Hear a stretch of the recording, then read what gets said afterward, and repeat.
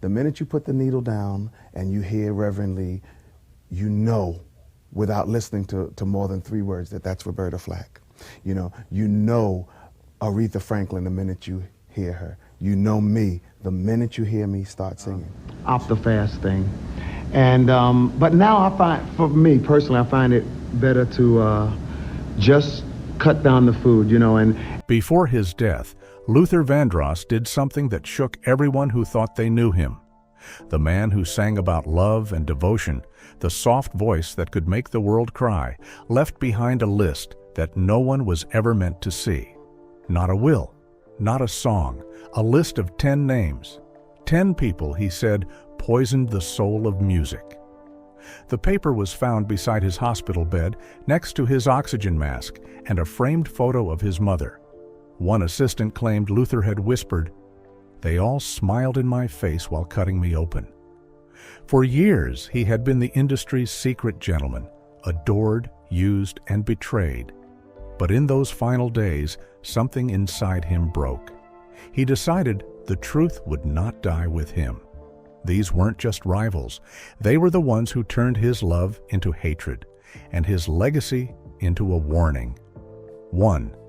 Quincy Jones, the god who played with puppets.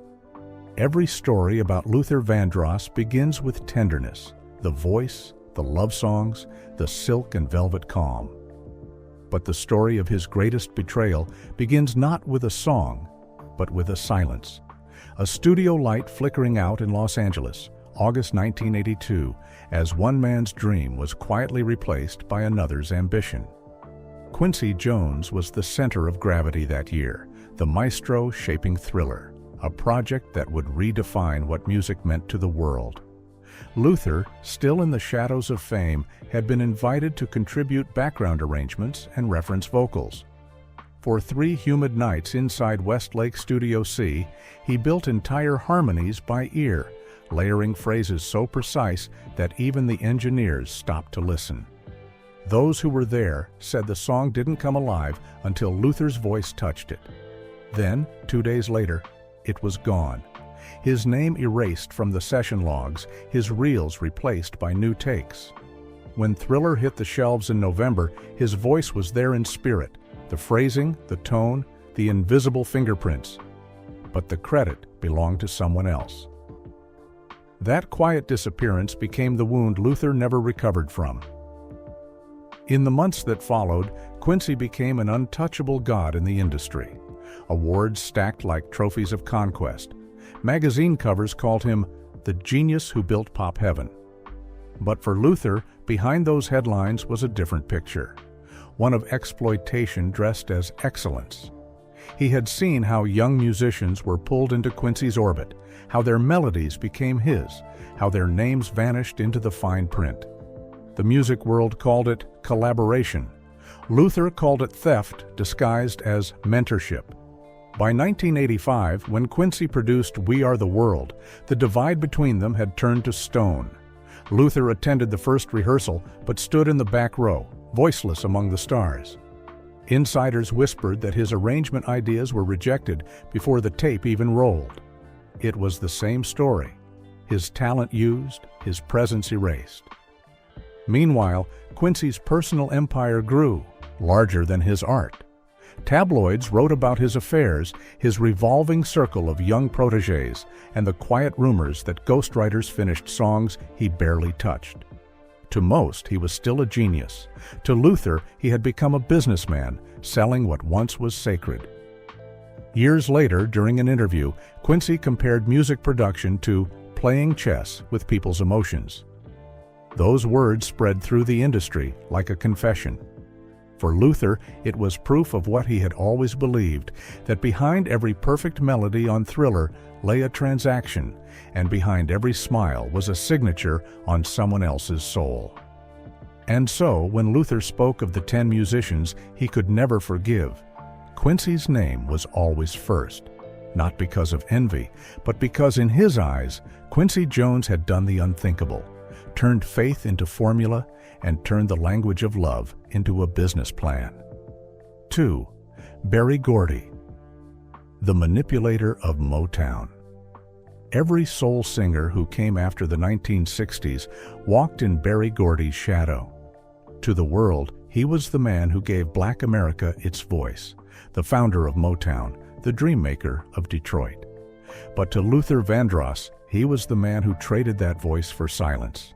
Their paths crossed only once, but the wound it left would follow Luther for the rest of his career. In May 1973, a 22-year-old Luther arrived at the Motown office on West Grand Boulevard with a demo tape in his hand. He had saved for months to record it, a slow, aching ballad titled "This Close to Heaven." He waited 4 hours in the lobby beneath the gold record plaques of Marvin Gaye and the Supremes before finally being called into a meeting with an assistant. Gordy himself never appeared, but the decision came back swiftly. The voice was too old, too heavy, too serious for the youth market. The tape was returned with a polite smile, and the dream ended before it began. Years later, Luther learned that parts of his song, the chord changes, even a line from the bridge, had surfaced months later in a Motown release by another artist. To him, it wasn't just theft, it was humiliation, proof that Gordy's empire didn't need him, only his ideas.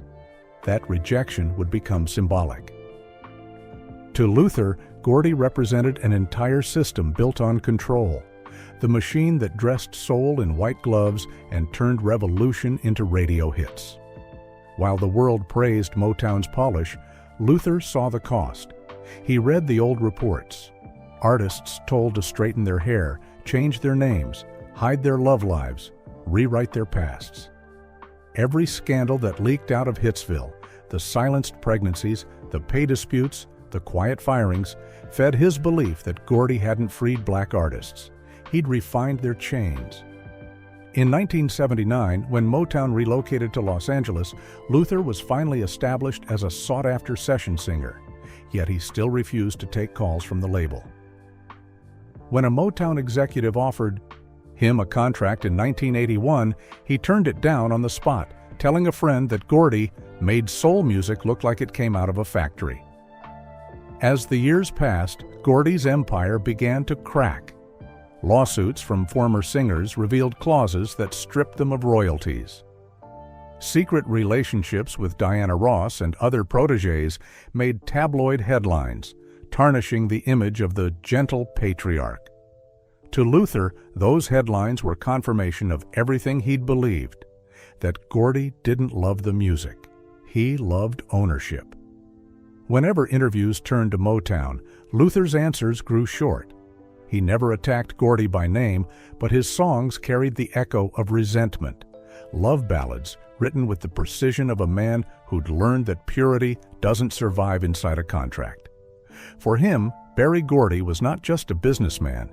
He was the architect of the lie, the man who taught the world how to sell a feeling, then made sure the truth never made it to vinyl. 3. Stevie Wonder. The saint who forgot the streets. Some betrayals hurt because they come from heroes. For Luther Vandross, that hero was Stevie Wonder. As a child, he had memorized every lyric of songs in the key of life, studied the phrasing, the faith, the human honesty that lived in Stevie's voice. To him, Stevie was proof that soul could still be sacred, until the day that illusion collapsed. It was the spring of 1992, New York City still humming with gospel choirs and street corner doo-wop. Luther was preparing for his Power of Love World Tour, a production that aimed to bring soul back to its church roots. He wanted Stevie to join him on stage for a medley of classic hymns, a moment that would unite two generations of faith through music. The invitation was sent, complete with handwritten notes and demo recordings. Weeks passed with no reply. Then came the call from Stevie's management. He wouldn't participate. The reason was short: the show offered no financial return. That single phrase cut deeper than any rumor. Luther never forgot it. In the months that followed, Stevie Wonder appeared everywhere Luther refused to go: corporate events, political fundraisers, and television specials sponsored by soda and clothing brands. The same man who once sang about truth and poverty was now the smiling face of luxury. When the 1993 commercial for a soft drink aired, featuring Stevie performing Superstition beneath flashing neon logos, Luther turned off the TV and left the room in silence. The disappointment grew into something darker. He remembered how, years earlier, Stevie had spoken out about social justice, about staying close to the streets that raised him. Now he seemed unreachable, surrounded by handlers and cameras. The public adored him, but Luther saw the distance, the slow drift from faith to fame. Behind the music, whispers spread about Stevie's growing isolation, his reliance on business partners who used his name for endorsements and political leverage. When a magazine profile in 1994 referred to him as the saint who made peace with capitalism, Luther clipped the article and wrote 2 words on top: he forgot.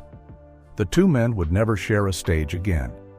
Luther still covered Stevie's songs in private rehearsals, but with a tone that sounded more like mourning than admiration. To the world, Stevie Wonder remained the eternal optimist, blind, brilliant, benevolent. But to Luther Vandross, he had become something else. A warning. Proof that even the most spiritual voice could lose its way under the weight of applause. And in that realization, Luther's faith in the purity of music cracked for good. 4. Kenneth Babyface Edmunds, the man who cloned soul. In the 1990s, R&B changed its skin. Gone were the raw choirs, the crackle of pain, the trembling confessions of a man who'd lived what he sang. In their place came something silkier, safer, the sound of candlelight dinners and luxury sedans. At the center of that shift stood one man, Kenneth Babyface Edmunds. To millions, he was a genius. To Luther Vandross, he was the reason soul music lost its soul. Their worlds collided in 1994, inside Columbia Records' Manhattan headquarters. Luther had just delivered the demos for his next album, slow, aching songs built around real instruments and gospel phrasing. The label, smelling the success of Babyface's chart-dominating ballads, wanted something different, smoother, lighter, more radio-friendly. They suggested a collaboration. For executives, it was a dream pairing. For Luther, it was blasphemy.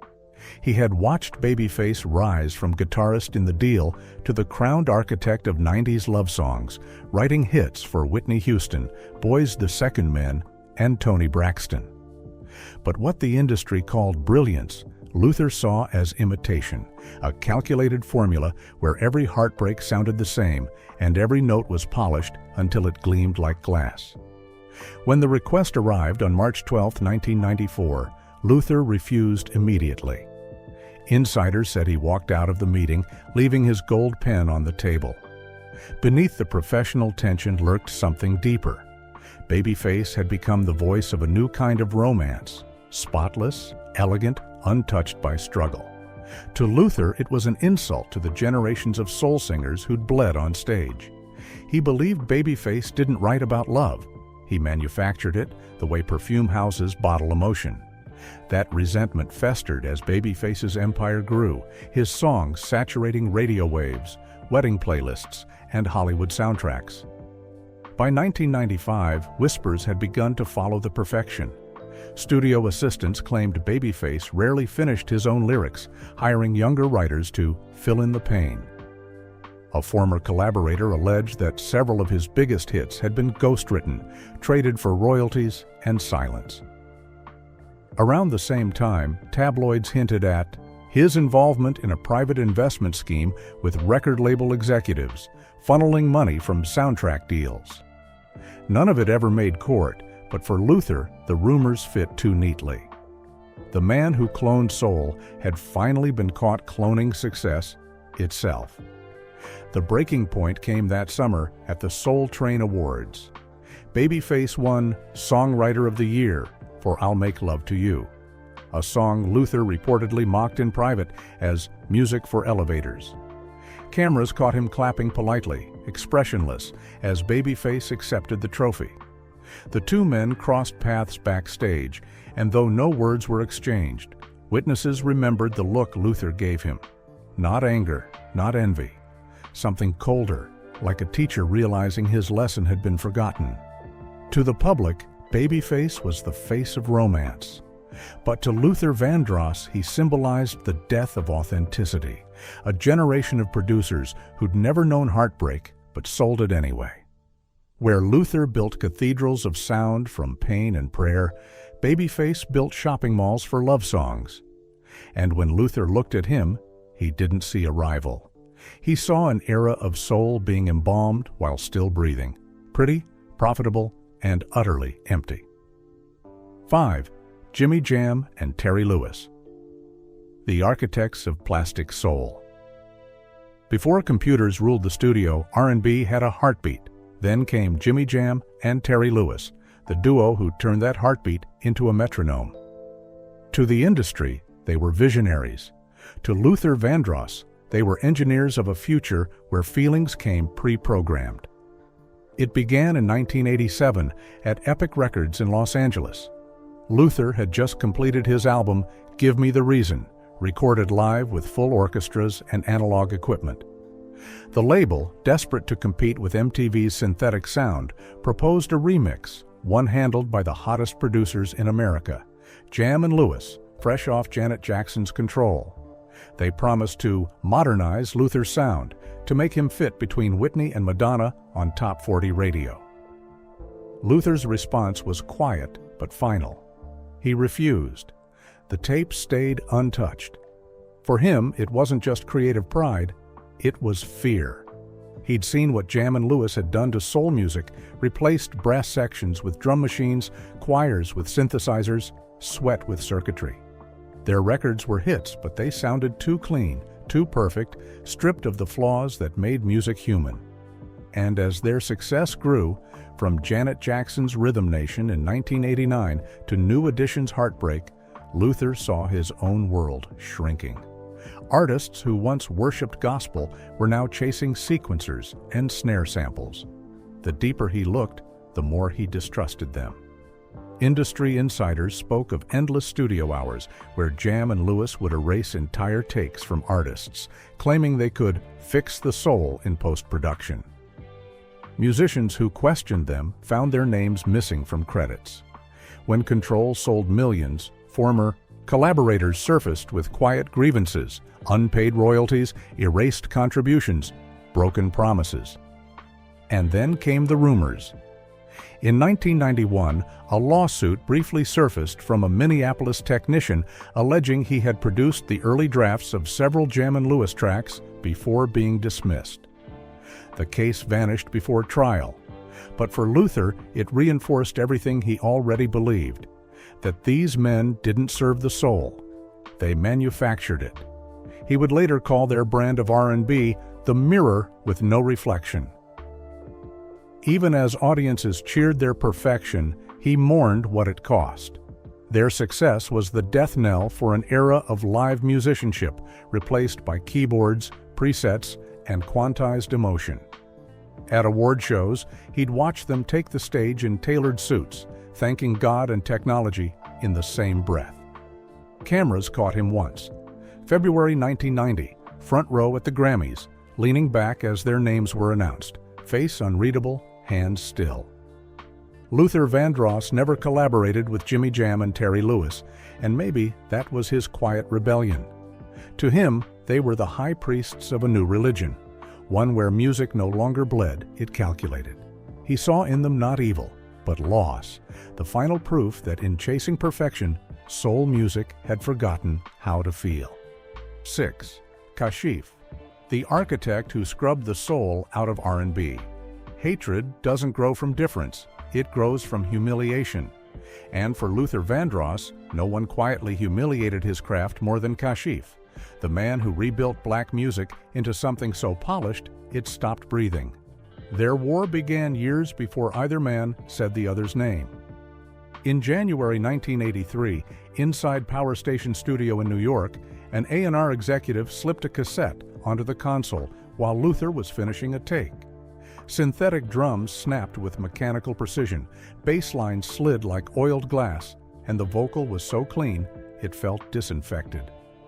"This is what the new generation wants," the executive said, that old churchy stuff is fading.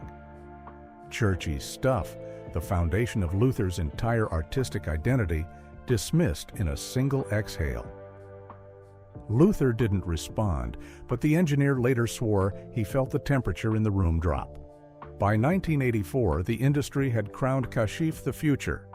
His synth-heavy production defined radio, and suddenly executives began comparing Luther not by artistry, but by market value. Internal memos described Kashif as modern, young, clean, implying that Luther was the opposite.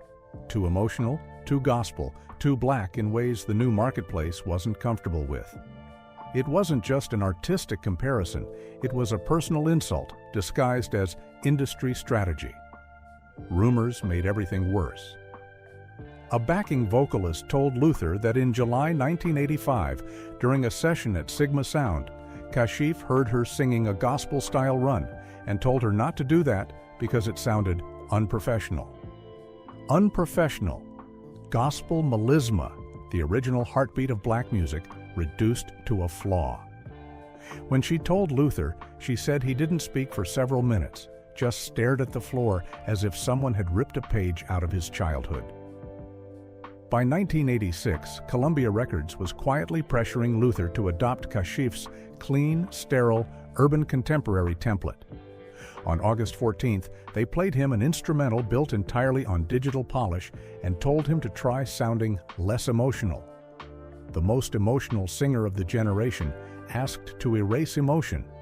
Witnesses said he stood up and left before anyone finished speaking, the chair still spinning behind him.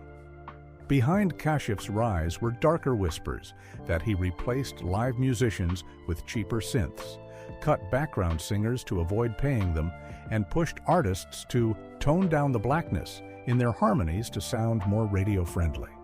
Whether true or not didn't matter. Luther believed every word. To him, Kashif symbolized the bleaching of soul, and then came the night that sealed his hatred. In February 1988, at a private industry dinner in Los Angeles, a drunk executive joked, "If Luther doesn't adapt, we'll let Kashif redo him." Redo him, as if he were a broken appliance, not an artist. Friends saw Luther freeze mid-sip, his jaw tightening in a way they rarely saw. This wasn't rivalry anymore, it was degradation. By May 1990, when Billboard declared urban contemporary had replaced traditional soul, Luther tore the page from the magazine and shoved it into a drawer he never closed properly again. That article became the sentence that haunted him. Urban contemporary was just a polite way of saying the industry no longer needed people like him as long as they had people like Kashif. Years later, near the end of his life, Luther watched a 1984 Soul Train clip of Kashif performing amid neon lights and flawless backing tracks. A friend remembered Luther whispering, "That's when they stopped wanting us human." To the world, Kashif was a pioneer. To executives, he was profitable. But to Luther, a man who bled for every note, Kashif was the smiling architect of a new era where black music sparkled on the surface but no longer dared to feel. And that was the betrayal he never forgave. 7. R. Kelly, the preacher of sin. By the mid-1990s, gospel and R&B had found a strange new prophet. He sang about heaven and temptation in the same breath, dressed sin in silk, and turned confession into choreography. To his fans, R. Kelly was the voice of redemption. To Luther Vandross, he was proof that holiness could be sold by the verse. Their paths crossed in 1996 at a Sony Music Summit in Chicago. R. Kelly was at his peak, fresh off 12 Play, and R. Kelly, two albums that blurred the line between devotion and desire. The label wanted Luther to collaborate with him on a new ballad for a film soundtrack. The song had a working title, I Believe I Can Fly. Executives called it inspirational. Luther heard it once and walked out. To him, the melody was too clean, the message too rehearsed, a sermon dressed for the Grammys. The offer expired quietly, but the resentment took root. In the years that followed, Luther watched R. Kelly ascend as the self-styled R&B preacher, performing in churches one week and nightclubs the next. His lyrics mixed prayer and provocation, blurring morality into melody. The industry adored it. Audiences called it genius. Luther called it dangerous. The turning point came in February 2002 when Chicago police confirmed they were investigating a videotape allegedly showing R. Kelly in an act that would destroy most careers. Newsrooms blurred the footage, but the story spread worldwide. Lawsuits piled up. Settlements disappeared behind sealed documents. While fans debated guilt or innocence, Luther stayed silent in public. Yet friends recalled that he threw away every CD of Kelly's music in his home studio that month. For Luther, this was more than scandal. It was blasphemy. He saw in R. Kelly a man who used faith as a costume, writing hymns for profit while living in contradiction. That same year, when The World's Greatest was chosen as the anthem for the 2002 Winter Olympics, Luther privately told peers that the industry had crowned a false prophet. The disillusionment went beyond one man. R. Kelly symbolized the era Luther feared, when image outweighed integrity and redemption was marketed in glossy music videos. The rumors only worsened.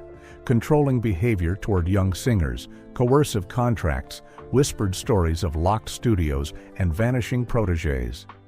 None of it was fully proven then, but the smoke was enough to choke whatever faith Luther had left in the business. By the time Luther's health began failing in 2003, R. Kelly's star still shone bright, untouched by accountability.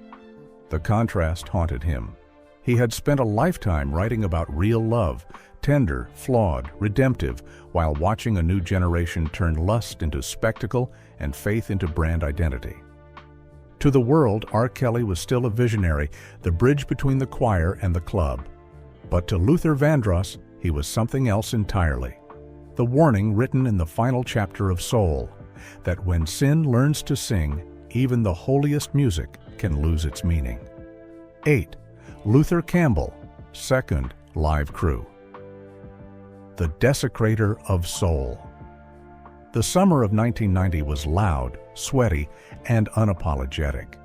Hip-hop had just found its most scandalous spokesman in Luther Campbell, better known as Uncle Luke, the wild mind behind 2 Live Crew. Their album, As Nasty as They Wanna Be, had just been declared legally obscene by a Florida court, making Campbell the first musician in U.S. history to stand trial for the lyrics in his songs. To his fans, he was a martyr for free speech. To Luther Vandross, he was the sign that music had finally lost its conscience. Campbell built his empire on provocation. His concerts were chaotic carnivals, dancers on stage, explicit chants echoing through packed arenas, and camera crews capturing every indecent second. MTV banned his videos, church groups protested his albums. And yet, sales only grew. The more outrage he caused, the richer he became. When Luther appeared on a television talk show in July 1990, the producers thought it would be good television to pair him with Campbell, the saint and the sinner of black music, sitting on the same couch. What followed became tabloid legend. As Luther spoke about preserving dignity and emotion in soul, Campbell interrupted with laughter, calling his songs soft R&B for church women. The audience cheered. Luther sat still, eyes fixed on the floor. He didn't respond. He didn't need to. But behind the calm, that moment burned. To Luther, Campbell wasn't just mocking him, he was mocking everything that soul stood for. The decades of struggle, the gospel roots, the discipline of turning pain into poetry. Watching the audience roar with laughter, he realized that shock had replaced sincerity, and that music was being stripped of its reverence in real time. As the obscenity trial dragged on through October 1990, more disturbing stories surfaced. Former dancers described being pressured into performances that blurred the line between show and exploitation. Studio insiders whispered that Campbell staged after-hours parties, where footage from those nights was recycled into music videos. Nothing was ever proven in court, but the rumors were enough to make Luther's stomach turn. He refused to perform at any award show that included 2 live crew, even if it meant losing visibility. For him, Campbell represented the collapse of boundaries, the moment when freedom of expression became a disguise for moral decay. In interviews that year, Luther spoke carefully, never naming names, but his meaning was clear. When laughter replaces respect, we've sold more than music. We've sold our soul. Years later, when Campbell reinvented himself as a local politician in Miami, Luther saw it as irony at its cruelest. The same man once banned for indecency, now speaking about civic values. For Luther Vandross, this wasn't evolution. It was proof that scandal had become currency. And as long as people kept buying, the soul of black music would keep losing pieces of itself. 9. Prince, the genius who mocked the sacred.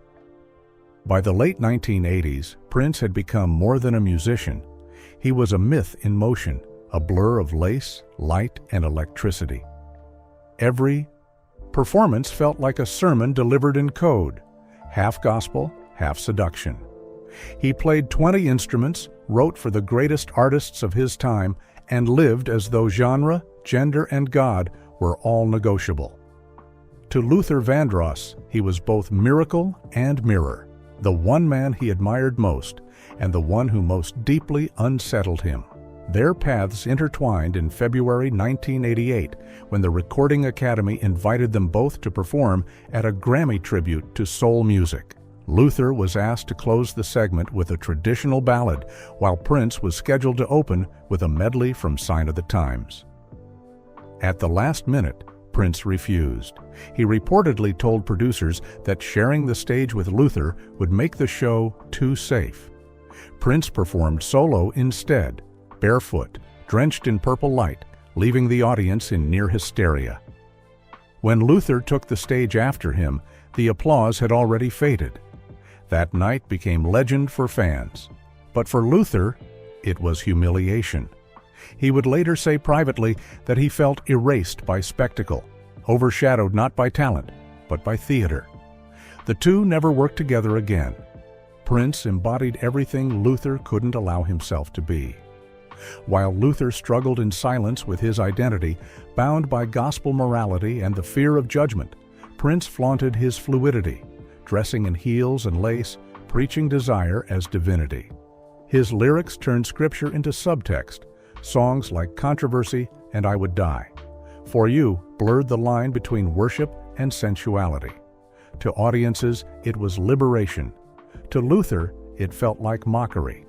In 1993, Prince took things further, abandoning his name altogether and replacing it with an unpronounceable symbol, a rebellion against the record industry that Luther could never have risked. Then came the stories that stained the mystery. The secret vault of unreleased films, the obsessive control over protégés, the rumors of emotional manipulation cloaked as mentorship. Luther watched it all from a distance, fascinated and horrified in equal measure. Despite the anger, admiration still lingered. Luther collected every Prince album, studied the production, even borrowed the phrasing of certain guitar tones in his own recordings. But he also saw in Prince a dangerous message, that chaos could masquerade as freedom and that rebellion could sometimes consume the believer. When Prince was inducted into the Rock and Roll Hall of Fame in 2004, months before Luther's passing, the cameras caught Luther's faint smile on the hospital television. For a moment, admiration won. Yet behind that smile was an old ache, the knowledge that Prince had lived every truth Luther had buried. To the world, Prince was divine madness. To Luther Vandross, he was the proof that genius could flirt with blasphemy, and that sometimes the difference between heaven and temptation was only a spotlight away. 10. George Benson, the jazzman who betrayed the Tchaker's groove. In the late 1970s, Luther Vandross considered George Benson one of his heroes, a guitarist who could make 6 strings sound like silk, a singer whose phrasing balanced sophistication and soul. When Luther recorded his cover of This Masquerade in 1979, it was meant as a tribute. He studied every chord change Benson had played, determined to honor him. The song was released quietly, but the echo it left was anything but gentle. A year later, in a June 1980 interview with Downbeat magazine, Benson was asked about Luther's version. His response would slice deeper than any review. He sings beautifully, but he doesn't really understand jazz. The quote spread through studios like wildfire.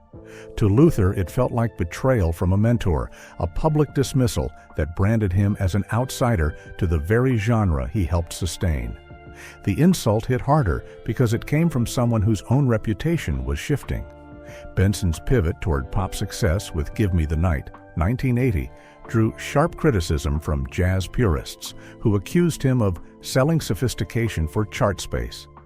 At the same time, tabloids began whispering about his extravagant lifestyle, nights of gambling in Las Vegas, affairs with backup singers, and rumors of secret investments that drained his fortune. Behind his charm, the jazzman was crumbling under the same machinery he'd once mocked. For Luther, the irony was bitter. The man who claimed he didn't understand jazz had himself been exiled from it.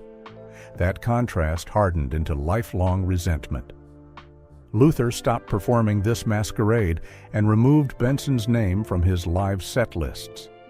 In private, he called him the jazzman who betrayed the groove, the teacher who forgot his own lesson.